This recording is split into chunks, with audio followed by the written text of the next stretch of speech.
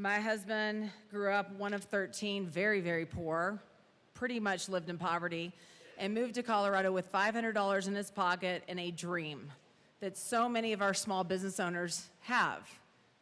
$500 in his pocket and a truck full of a couple of boxes. And he set out to live the American dream. The bedrock of our society are small business owners. And he grew his company. We went to about 50 different employees. His company grew very, very large. He was very successful. And unfortunately, due to some circumstances personally, we had to downsize. We have 5 employees now. And I will tell you, there have been many times when we couldn't even afford to feed our own children, but took out loans to make sure our employees didn't lose their jobs and they could afford to feed their families. That's what small business owners do. They put themselves last. They put their employees and their community first. And what did they get from that, for that here in the state? Over 200,000 regulations on them. 45% are duplicative and excessive. And we just keep hammering and hammering and hammering. The nail lady I go to moved here from Vietnam legally, made a business for herself, and now she's having to pay those consequences. And I want to know why success is a punishment in this state. Why being successful is considered a punishment. We tax on tips and overtime, the party of working families. Oh, the party of working families is taxing you on tips and overtime when the federal government said no.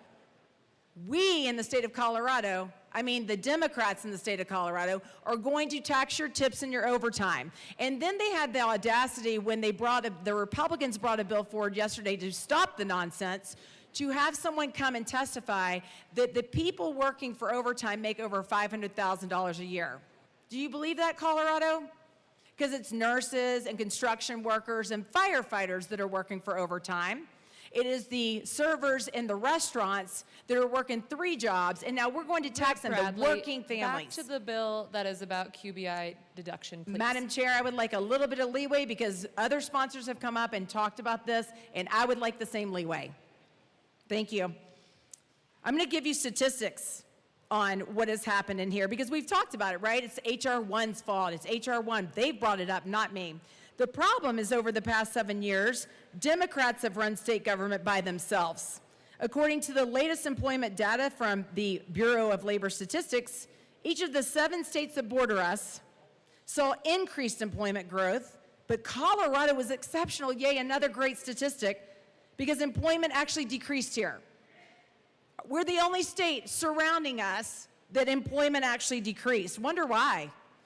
Colorado is losing out thanks to their policies. We're only one of 2 states to lose jobs in the latest report.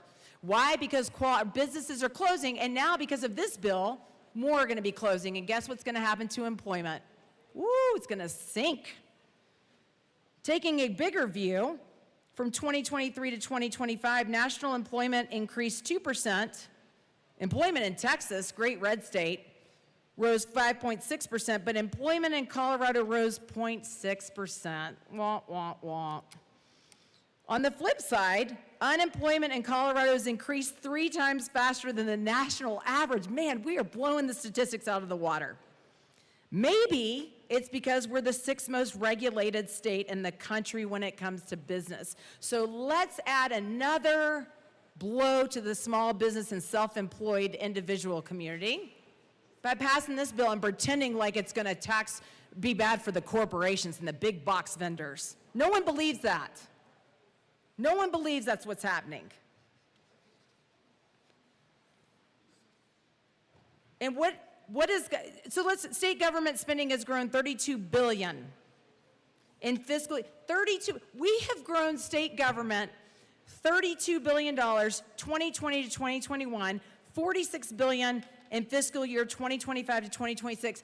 In 7 years, our population in Colorado has grown 5%, and our state budget, thanks to these policies, has grown 50%.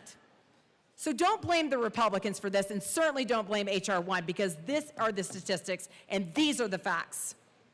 Healthcare spending has increased 367% over the last 16 years. And what has that gotten us? You want to talk about cutting rural health care and funding? You know where we're spending it? We're spending $400 million. We brought a bill forward, $400 million on elective procedures like abortion and cosmetic procedures for men to look like women and illegal immigrants' health care. So you want to talk about trimming the fat? We came here to trim the fat. And the DD waiver list continues to grow because the people that Medicare or Medicaid was actually afforded to are the people losing out. So don't believe this gaslighting. I think if they post enough on their social media saying these things that they think the people of Colorado are going to believe them. We don't. You want the small business community to fund your ineptness at managing the budget. And then you want to blame our president for things that he's been in office for 7 months when you have destroyed the economy for 7 years.